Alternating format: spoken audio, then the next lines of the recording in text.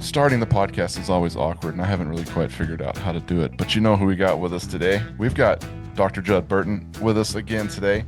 He's a real cool dude. He's got a lot of fancy doctorate thingies and learned. He's really learned. That's a great way to put it. That's a great way to put it. But we kind of started talking just a minute ago about his book that came out. When did it actually come out, Judd? Was it? It's fairly new, isn't it? Came out Christmas Eve last year, I think. Yeah. Oh, okay. And so he's got Christmas Eve of last year. He's got his new book. We'll say new book.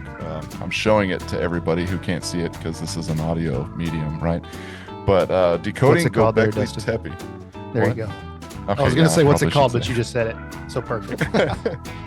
Decoding Gobekli Tepe, Biblical Anatolia and the Watchers. It's a pretty neat book. I'm about halfway through it right now, and so I probably can only ask questions on the first half, and then Judd's gonna like throw some hardcore stuff that's in the back half, and I'm gonna be like, I'm not there yet, Judd.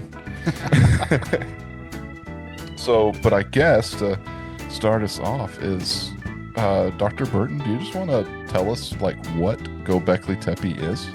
Kind of just maybe a quick overview or something. Sure. Gobekli Tepe is a site in southeastern Turkey, right on the border of Syria, and it is really part of a cluster of sites. But it was one of the first in this cluster of sites that had evidence of city-state dwelling, and what we might classify as a civilization or civilized living, millennia before it was supposed to have begun. So in the modern country of Turkey, or Turkey, as they are saying now, this late Mesolithic, early Neolithic site has really sort of shattered a lot of paradigms and preconceived notions about when civilization began and what exactly were the catalysts, in fact, for the earliest of civilizations. So to back that up before getting into any other details, suffice to say, for the time being, Gobekli Tepe is it's very, very clearly a religious center. In other words, you had people coming from all around to this place to worship the what were probably the earliest anthropomorphic gods in structures. So these are the really the first temple, or temple complex, you could say, can be found at Gobekli Tepe. Is striking, dating back to the middle of the 11th millennium BC. So we're talking about 10,500 BC in terms of its earliest phase of construction.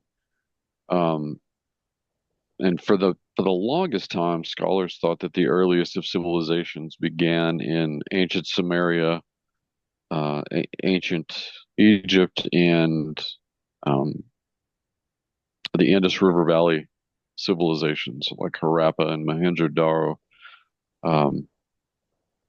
All of those dating to the mid to the early part of the 4th millennium BC. Well, here we've got in a site like Gobekli Tepe and some of its sister sites like Novoli Chari and Karahan Tepe, you have city-states basically that date back to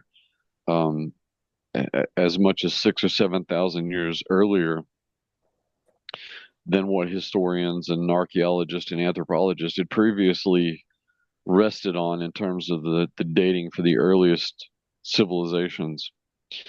And the entire process, the mechanics of the emergence of civilization, changed with the discovery and subsequent excavation of these sites that are topical on your show tonight. But as I pointed out a minute ago, scholars had basically had a consensus about what it took for civilization to emerge, to be able to separate itself in terms of classification from um, hunter gatherers or horticulturalists, professions that humanity had largely been comprised of for most of its history. And so there's this sharp 90-degree angle change in the cultural trajectory of humanity at this time. Mm-hmm. But scholars and scientists thought that it took agriculture to be the catalyst for the kind of society-wide sedentarism necessary for population to build up, stratification of that society to emerge, politics, religion, government. Yeah. I heard a kind of an idea about how, people started farming, and then when they started farming, they started thinking, and they just started coming up with this because they had more time to think. Right. Right. Is that Yeah, kind of like, is that same kind of idea there? Yeah, there was a archaeologist, actually one of the templates for Indiana Jones, but he was a real field archaeologist back in the 19th and early 20th century. A guy named Veer Gordon Child. He was a brilliant theoretician, um, and worked really in just a myriad of places all over the place. But Child proposed the Neolithic Revolution, which is basically what we're talking about here. That is this sort of outdated idea looking at the emergence of civilizations. Called it the Neolithic Revolution because of the timing of the emergence of agriculture, and that being the catalyst for all of these other things, that you just mentioned. Yeah. Oh, cool. That's not what happens at Gobekli Tepe, and arguably any of the other cluster sites that are associated with Gobekli Tepe. Religion is the first thing that's set in place at Gobekli Tepe, and agriculture and stratification of society and all of the other classical hallmarks of civilization are epiphenomenal of that. In other words, they are resulting from this religious impetus to build this temple complex. So immediately it shatters this old paradigm of the Neolithic revolutions. In other words, you can't use that as a uniform. In some cases you can, but for the patient zero, the Model X, you can't really use that as a universal model anymore. Because of Gobekli Tepe. Because of Gobekli Tepe and its related sites. And because it's just all of a sudden it's like, bam, it's there, and they're doing something completely and totally different. Mm-hmm. Which, I mean, from the biblical perspective, you kind of go straight back to, Genesis 6 and the Watchers and those sorts of things. And so I guess one of my first questions, I'm gonna get right to the nitty gritty here. Oh no, go ahead. Go ahead and ask your question. Oh no, all my question was like, was this civilization pre-flood? I mean, does it kind of go back into that point of pre-flood, and were they possibly, would they be worshiping, the sons of God that came down? Is that kind of where it's lining up here, or am I just, kind of shooting in the dark? No, that's exactly what Aaron and I are proposing in this book, is that, look, this sort of drastic cultural change, if you look at it in terms of historical precedents or models, a kind of mathematics of history, if you will. If you look for other examples where this degree of drastic change happens in history, it always happens from an outside force or an outside influence that typically is more far more advanced, far more technologically sophisticated. Its intellectual tradition is millennia old.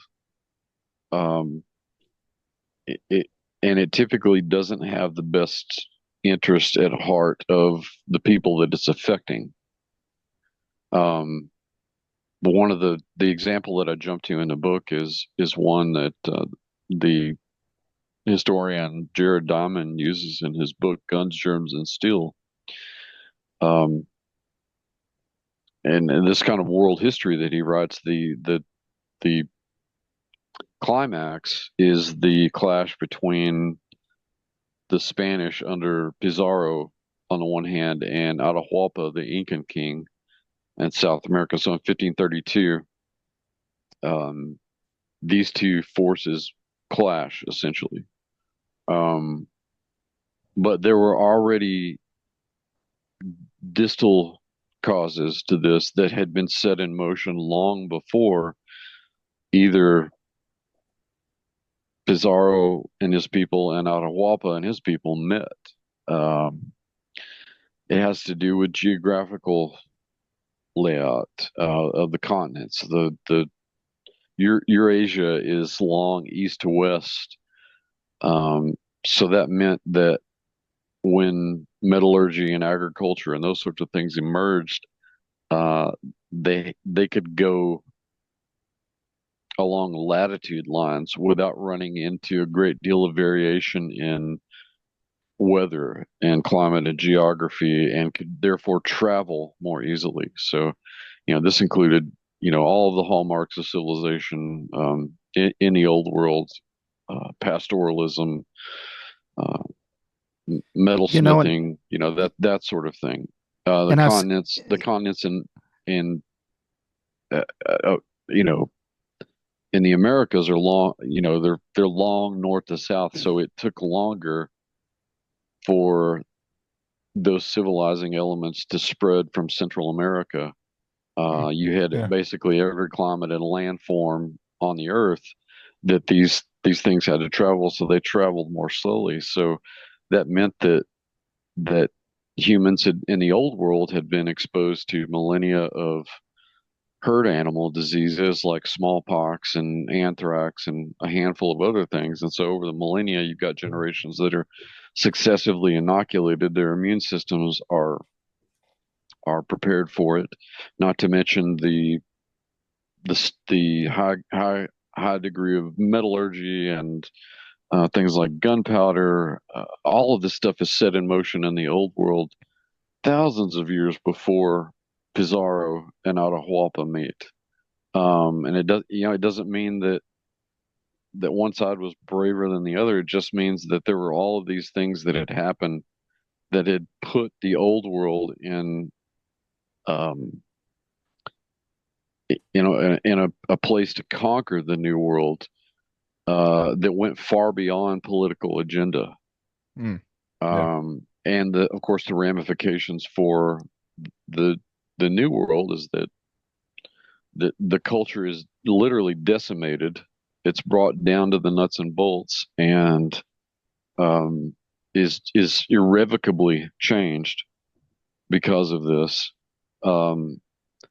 If you look in Asia Minor, in Anatolia, in prehistoric Anatolia,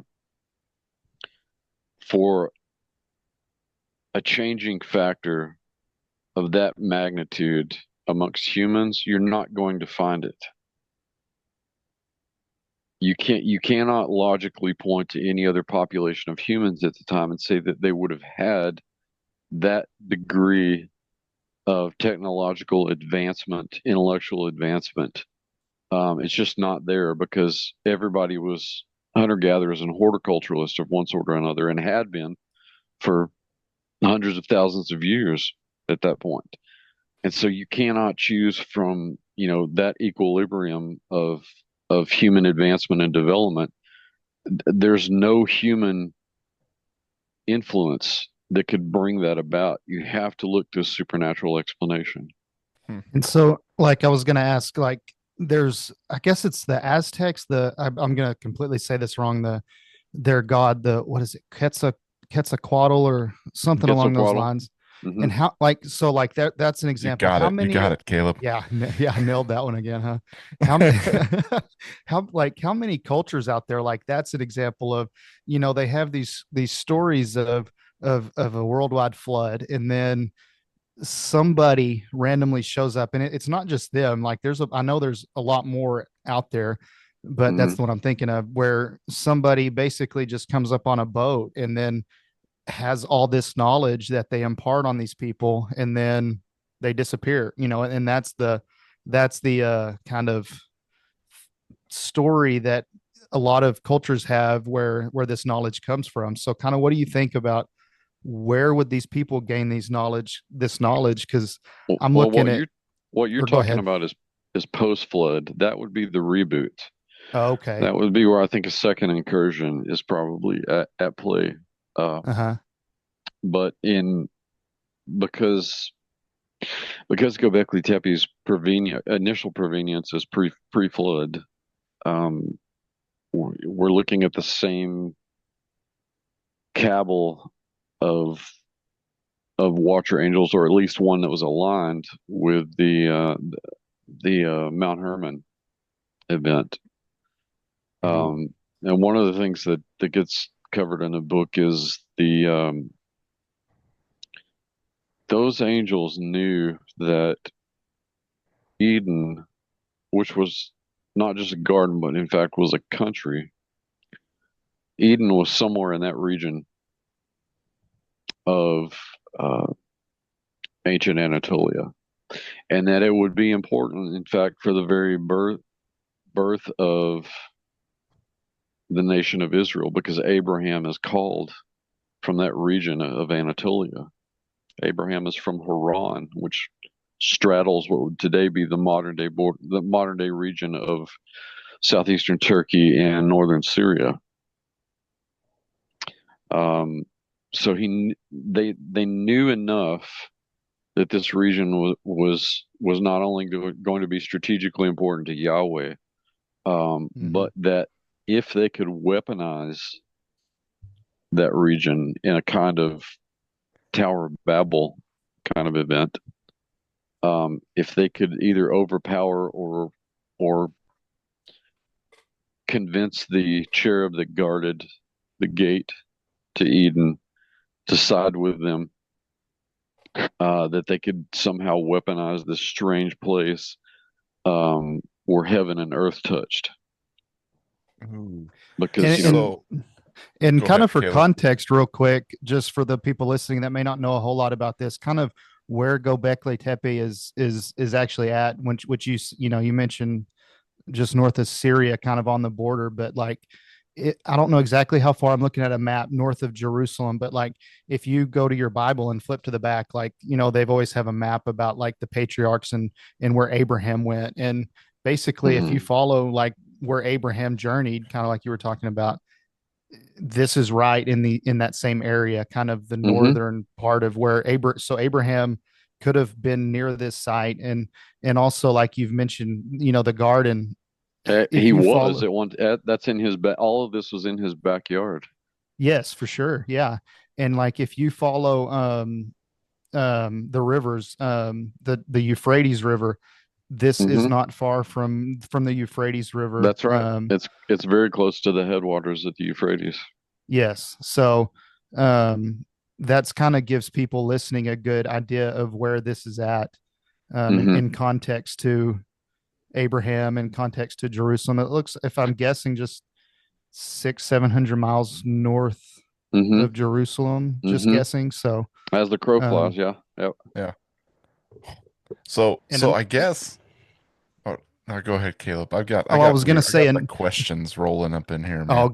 I'll, I was just gonna say also, it's not too far from, even closer than Jerusalem to there, but to Mount Ararat, and that is where, hmm of course, that's That's where where Noah's Ark landed, and Noah's in Ark fact, that landed. you've got the repeopling, the societalization of human culture.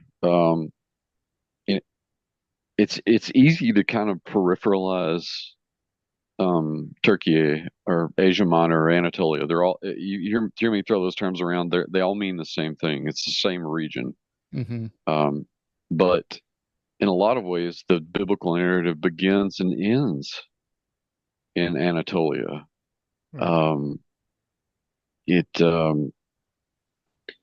it starts with creation in Eden, which is in Anatolia, and in Revelation. So much of what's going on in the book of Revelation is, in fact, John is John is writing on the island of Patmos, which is this little island in the Aegean off the coast of Asia Minor.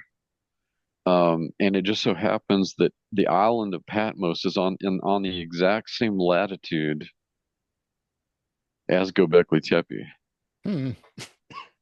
Oh, the that 37th seems pretty parallel. wild right there. Yeah. Would you like to Huh. know what the 37th parallel is colloquially referred to as in the United States? Go for it. UFO Alley. Really? Oh, okay. So I think I've heard of that. I've heard of that before. Well, I've heard Hmm of UFO Alley, but I guess I didn't realize that it was the 37th parallel. And so it's all hmm on that same. Ooh, interesting. Yeah. That's pretty wild right there. So that in of itself is thought provoking and interesting. Um, but circling back, there's there's so much that is biblically relevant that's going on in Anatolia that I'm always trying to get people to pay more attention to. Um, and there's so much going on right now archaeologically. Um, it seems like there are new discoveries in Turkey almost every week. Um, some of them having to do with the oldest, potentially the oldest languages that were ever spoken by people. Oh, So I say all that just to say that keep your eye on Anatolia and look at it through the biblical lens. would oh see, I mean that's just like you, Dr. Burton. It's like you drop like five or six different things, and I'm like, I got a I know. question about this over here. I got a question about that over there. And then he said something about UFO Alley, and so then now I'm like over here, you know. Yeah. But hmm I guess the one I'm gonna land on, at least for my question, my first kind of thought question here is would would these watchers that could have been at Gobekli Tepe, would they have known where the garden was, or were they like looking for it? I think they had a general idea. My surmise is that they had a general idea of where it was at, which is why Aaron and I in the book, one of the things we argue for is that this was a watcher outpost. Like the entire, they were the religious impetus. They're the X factor that we're looking for in this equation about who impacted humanity to make this huge change. Mm. And they set themselves up as they have throughout history, um, as the gods that are to be revered by people. Um, Something was clearly going on here. Even the archaeologists like the late Klaus Schmidt, who did so much of the critical groundwork on Gobekli Tepe, um, and many of his peers, they all agree that, and these are people, by the way, who don't have any religious stake in the game. They themselves are often not religious, but they all agree on that the people that built Gobekli Tepe believed that it was a portal to the netherworld.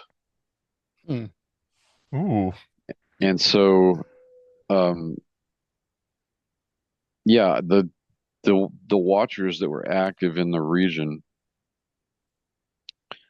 must have known that Eden was close, but their although their knowledge is greater than ours, it's not greater than Yahweh's.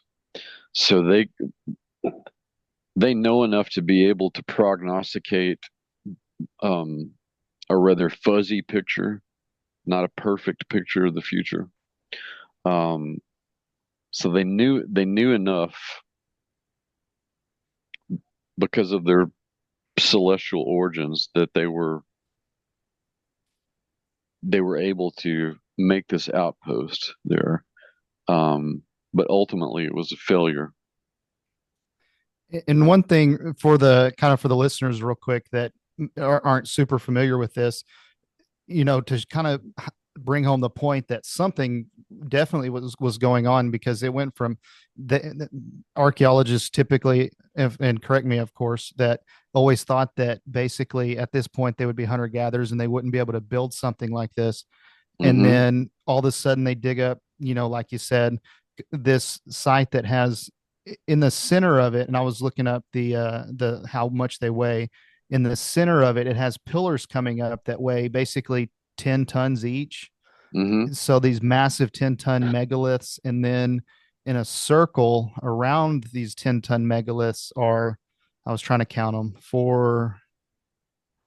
it's a whole bunch. That way it says 8 tons each. So Mm-hmm. these massive megaliths that are, so basically went from hunter gatherers to all of a sudden realizing Mm-hmm. there's this big structure with these massive megaliths that are covered in, and if you look them up, it's pretty neat. There's like all sorts of animals and Mm-hmm. covered in animals and different symbols and stuff, like you Mm-hmm. said, worship type symbols.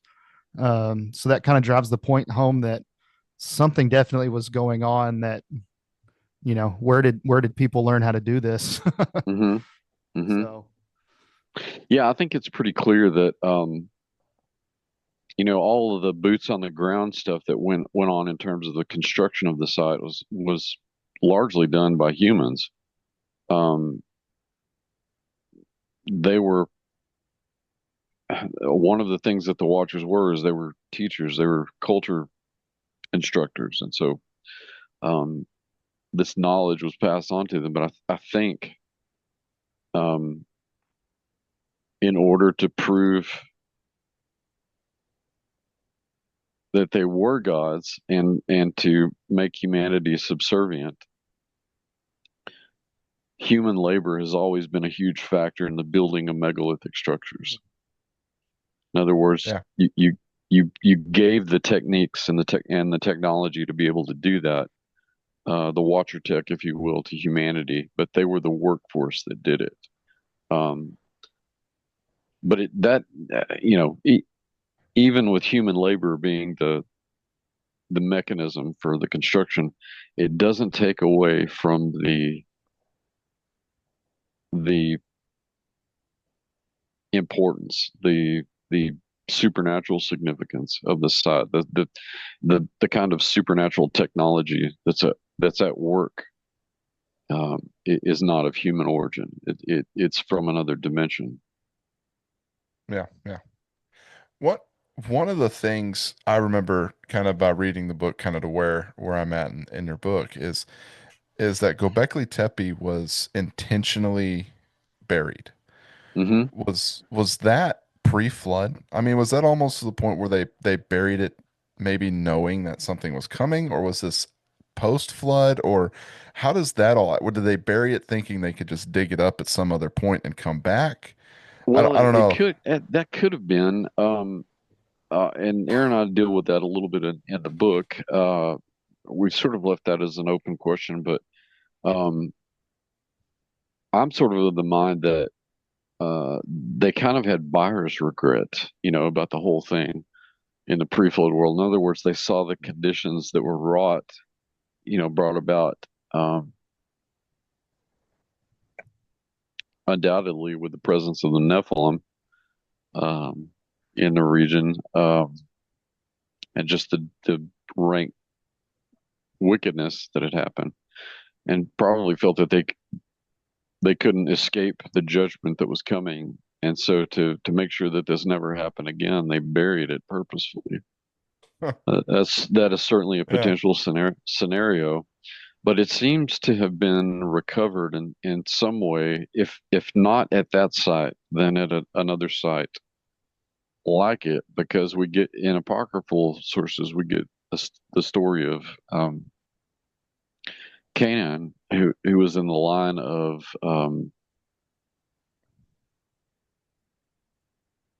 Arphaxad and Cush, and therefore Nimrod. But I think it's in Jubilees where he supposedly finds a rock as he's trying to build his own empire. You know, a lot of these early post-flood personages that are mentioned, like in the Table of Nations, they're megalomaniacs. A lot of them are empire builders. Of course, Nimrod is at the top of the list. And so that's the sort of blueprint, you know, that this Canaan is cut from. And so he was taught somehow his father knew how to read the Watcher writings, and there were apparently writings that were preserved on rock, because he uncovers some of them, and it specifically recounts that they're on rock, and it basically contained all of the knowledge of the Watchers, and he put it to use for him building this empire. And so at some point, the people that built and maintained and lived at Gobekli Tepe must have realized that this was stuff that humanity was not intended, at least in that manner, to be exposed to. I like how you said buyer's regret. I don't know. I never really kind of thought about it in like that sense, but I mean it makes a lot of sense. Like they're here, they see all these great things, they want to attain that, and then they get that, and they see the wickedness that comes from it, and it's kind of like oh crap, what did we do? You know? And are there other examples, which this could be an interesting point, where similar things happen, where there's a site like this that was intentionally buried? Because that's something you don't really hear about. I don't know if I've ever heard of another site like that where it was intentionally buried in the same manner. Not exactly in the same manner. I mean, on a much smaller scale, you know, you'll run into sites from time to time where people ritually buried something. Oh yeah. Yeah. So that doesn't seem to be the case at Gobekli Tepe. It was ordered. It was quick, but it was still processual and ordered, and not on a small scale. But that's why the buyer's remorse makes me think that that had to be part of the scenario. How bad was it? Well, we get a picture of this both from apocryphal sources and from the canon story in Genesis, that it was so bad that God was ready to wipe the slate clean and start over. That it was so wicked that people were so caught up in absolute hedonism, bloodshed, complete antinomianism, no law. Plus, you have the presence of the Watchers and the Nephilim, and the Nephilim factor can't be underscored enough, because humanity was suffering too. They had already been subject to the depredations of the Nephilim, if we're to believe Enoch and Jubilees and the Book of Giants and the Genesis Apocryphon and some of the other accounts that we get from the Dead Sea Scroll material. There's something that happens during this time period too, just in terms of conventional prehistory. The megafauna die off. And there have been any number of theories about why that was the case. You know, drastic climate change, overhunting. It's probably a combination of factors, but there's also a kind of a missing variable hypothesis that anthropologists have, that there's some unknown component to the rapidity of the demise of the megafauna. Well, what is, for one of these Nephilim, it would take orders of magnitude more caloric intake to sustain them.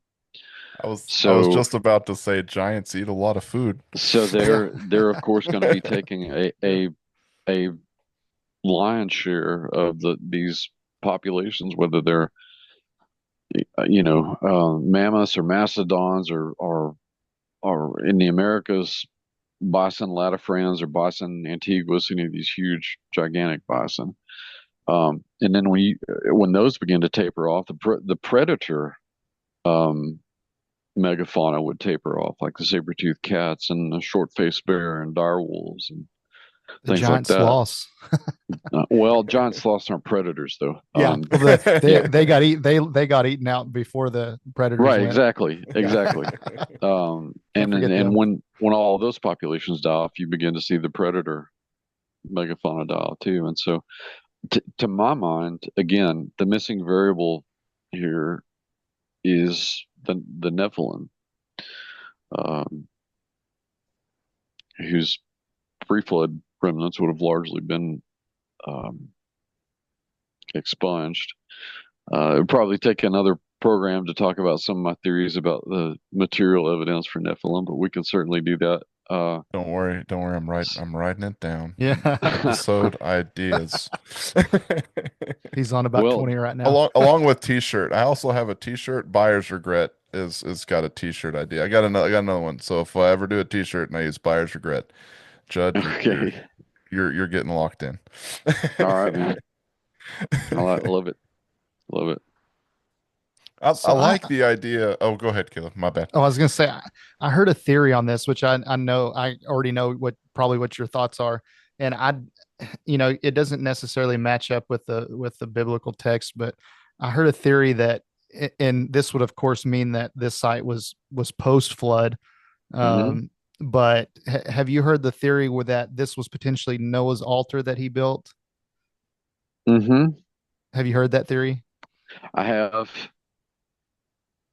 What do you think about it? Not entirely sold on it.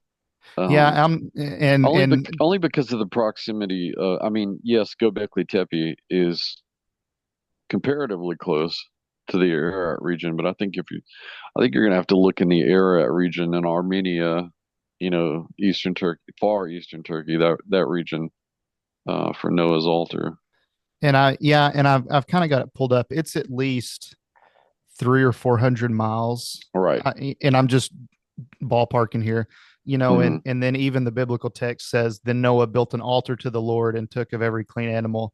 That doesn't make it seem like it's this massive megalithic site that Gobekli Tepe is. So, but that was just an interesting theory that I'd heard. Sure. And even how much, it's only like 1 or 2% of Gobekli Tepe has actually been excavated, correct? About 30% of 30%. Okay. The cluster of sites has been excavated. So yeah, it's a massive complex. It's 300 meters square, so it's not small. And so have I heard this right, that they're not excavating it anymore for a while? Well, they've slowed down. Okay. Yeah, there's archaeology is always about modern politics too. So without going into too much detail, the decision was made in conjunction between one of the rich patrons of the site, who was also involved with the Ministry of Culture, if I'm remembering correctly, and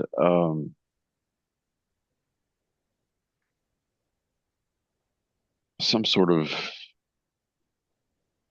NGO like the WEF made the decision to not stop altogether, but to slow excavations, Mhm. much to the chagrin of Klaus Schmidt's wife, who is also an archaeologist. Um, all of this under the auspices of trying to um, make the site more accessible for tourists, which I'm all for. Building visitor centers and interpretive centers, that sort of thing. I get that part, but the degree to which they've slowed excavations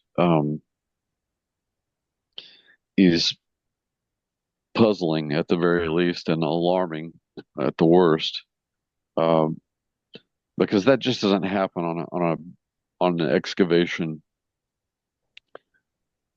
of a site with the importance of Gobekli Tepe. That would be like if you uncovered the if you uncovered some hypothetical site that explained where the Egyptians got their hieroglyphs from. They had this fully formed language at the end of the fourth millennium BC. It just springs up out of nowhere. Well, that is linguistically impossible. It'd be like finding something like that. Oh, their language is actually 8,000 years old. It would be something like that. You would not halt excavations on a site like that, even if you were building interpretive centers and things to make it more accessible for tourists. I get that. But it's kind of like, Halting the work to that degree it just smacks of some maligned agenda, and I think that's exactly what Mrs. Schmidt has actually articulated in a number of interviews. She's not been happy about that, especially with the sort of mushmouth, half thought answers for why that's being done. They've been given. Like, oh, we're saving this for, archaeologists 100 years from now, 150 years from now. Well, we've only, even with all the archaeology we've already done on this planet, we've only cracked the surface. We haven't uncovered every square inch of the Earth's crust. yeah, it does seem kind of we weird. don't know what we don't know Yeah. what we don't know, and so Yeah. it is at the end of a dig season, we'll throw the tarps over what we've found, in terms of features. It would take out diagnostic artifacts to study them, but if excavations are going to continue, you tarp up everything, and then to protect it, you backfill the site, and then when you come back the next season, you remove the dirt, take out the tarp, pick up where you left off. That's pretty standard practice. Well, what they're doing here is backfilling, and then saying, we're not going to continue excavations on the scale that we did before. Do you think they found something? That doesn't, yes.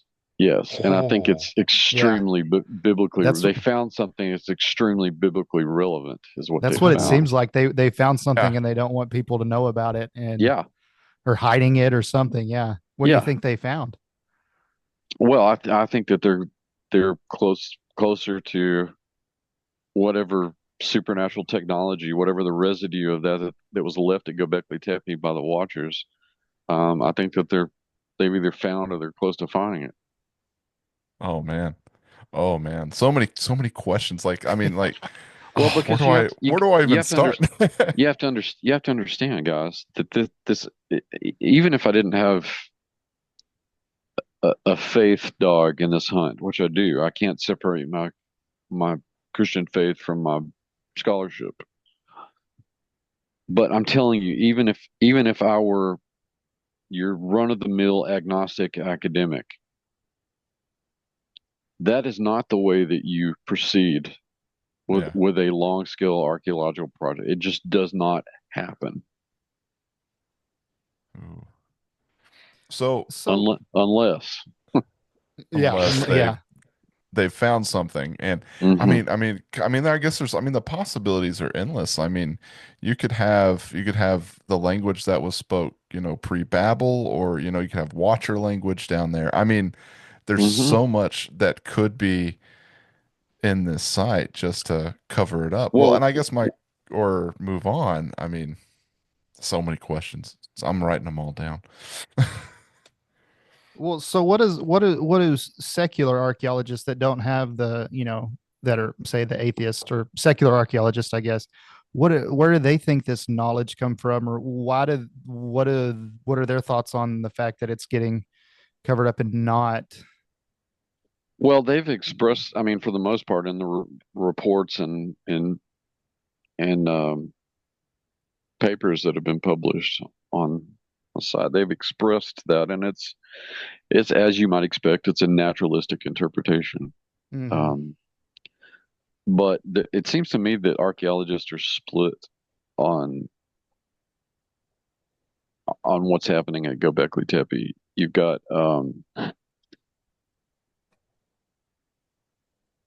I don't, it's, I don't want to like break it down into the the new generation and the old fuddy-duddies, but that's kind of the line that those of us that learned under the, the sort of processual school of archaeology, the cultural resource model, we're just kind of looking at each other like, what's going on here? There's no reason to stop. We need to keep doing this. And the more postmodernized, um,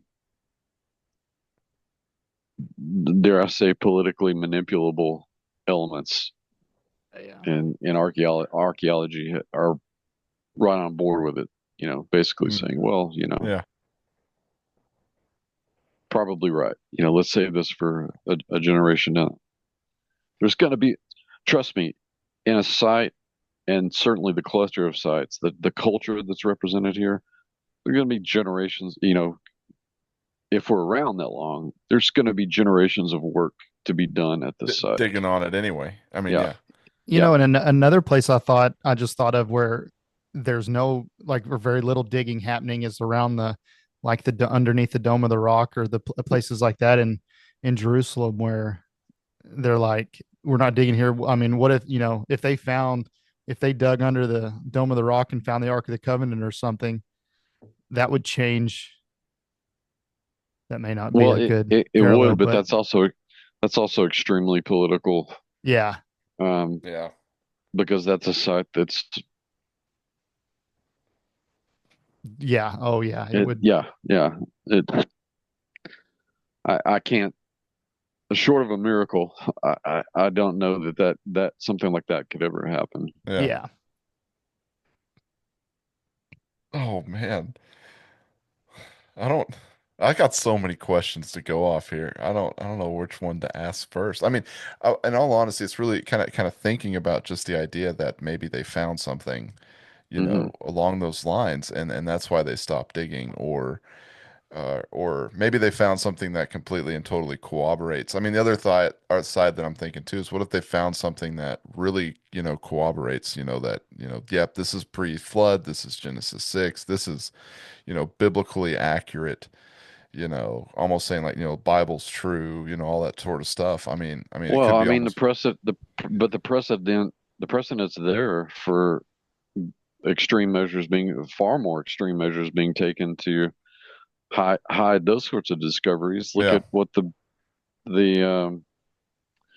the Bureau of Ethnology did in the 1800s and Oh, the early I early 1900s. I mean, I and remember the reading about stuff like that. Yeah. well, and that and the Indian wars that were waged against the remaining tribes. I'm still convinced that part of the reason that was carried out was not just manifest destiny and the greed of a growing empire, but the fact that virtually all of the indigenous peoples that remain, like those that had either died off or had been eradicated, all had stories um, about giants. In some cases, they had Wow. fought Yeah, yeah. wars with them, like the Ute and the Paiute in the West. Um, the There was certainly there had to have been old world contact with the new world because they had already been linguistically influenced by even Semitic languages. So the first, by way of example, the first missionaries to the Cherokee were able to communicate with them because they both understood Hebrew. Oh, see, this is Yeah, totally Dustin's sideways, got. but yeah, Yeah, you got to tell I, us.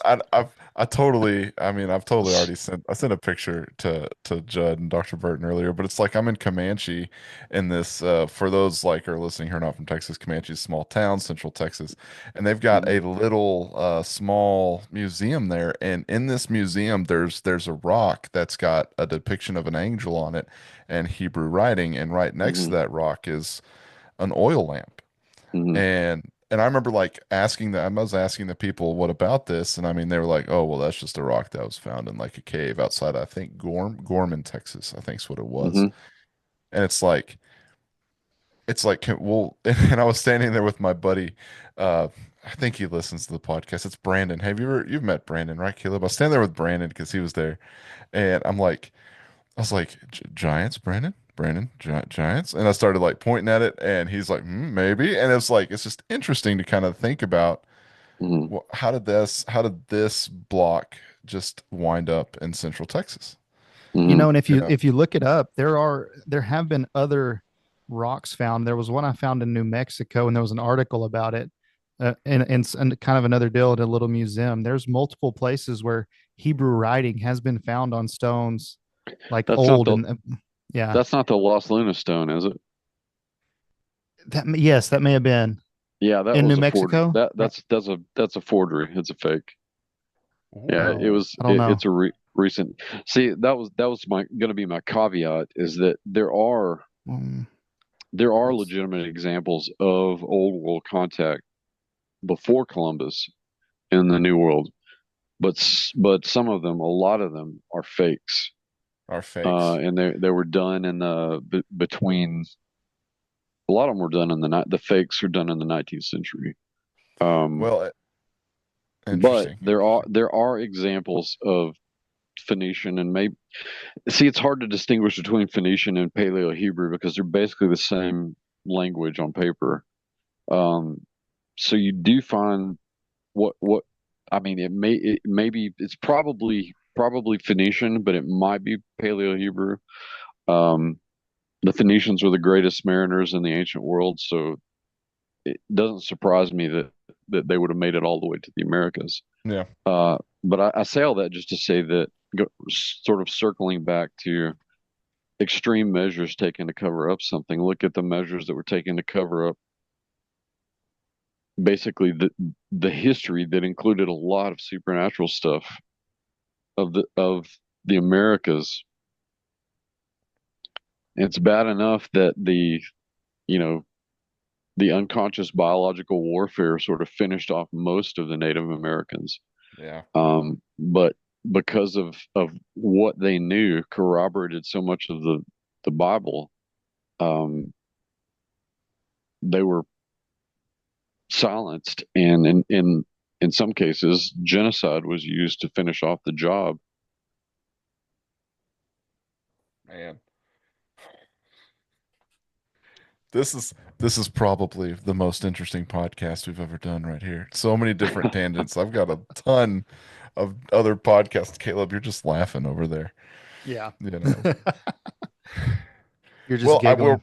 we're probably getting pretty close to the end here. So I guess, Judd, Hmm. do you have anything you kind of want to finish with, kind of talking, just kind of bringing it back to Gobekli Tepe, or really wherever you want to? I mean, Sure, just kind of something like, you got anything you want to kind of leave us with here? sure. Well, if you want to follow the kind of line of thinking here in the show tonight, grab a copy of the book. It's available on Amazon. Um, check out our work, uh, Dr. Aaron Judkins and myself, Dr. Judd Burton. Um, Gobekli Tepe. It, it's not just Gobekli Tepe though. It's really all of Turkey that's really sort of shining archaeologically right now. And so I would encourage people to kind of follow what's going on there. And I post a lot of stuff on Facebook. Yeah.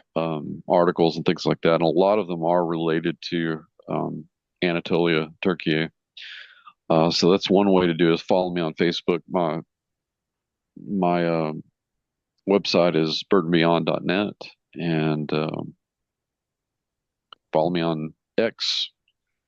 I'm going to start putting more YouTube content on, and there's a podcast of my own just around the corner. Just about got everything I need. But yeah, I would just encourage. What's it going to be called? The Z Files. Ooh. Ooh, I like the sound of that. I like the sound of that.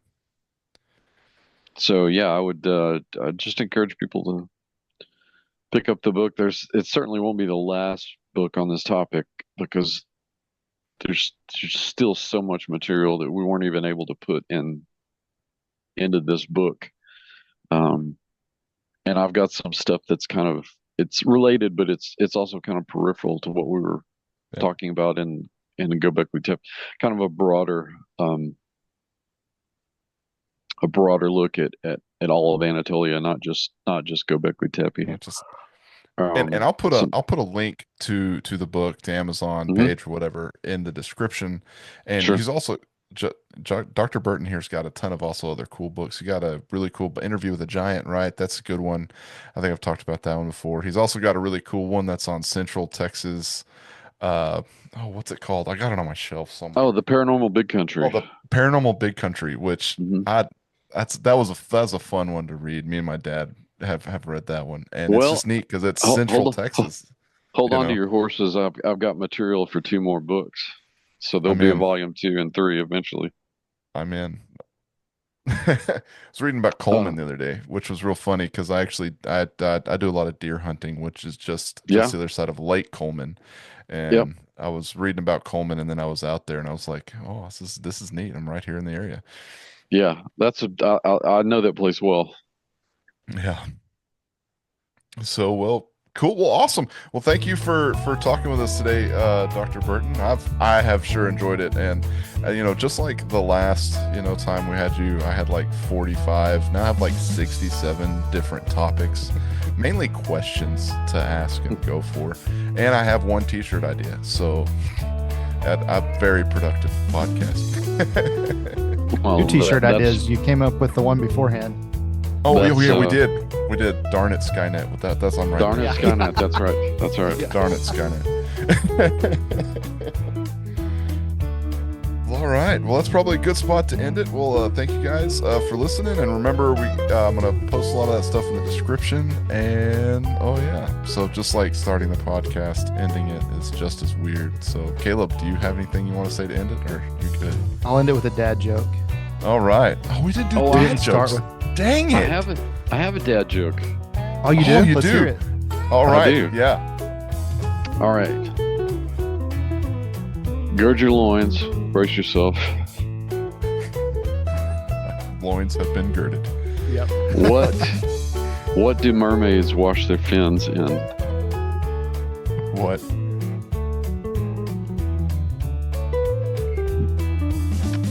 In Tide, of course. There you go. I mean, see, I think a dad joke is the delivery is just as crucial, and I applaud you, Dr. Burton. Yeah. The delivery on that one is perfect. It's one of those jokes where the actual question, the riddle, is funnier than the answer. That's pretty much correct. Yeah. And I like it. You're like, of course. Of course. That's good. Well, that's a good spot to end it right there. So, bam. Well, cool. Well, thanks, Judd, for hanging out and chatting. Thank you, with us. Dr. Burton. My pleasure. I've got a ton of questions now. Like, I'm gonna have to go look on like the 35th parallel.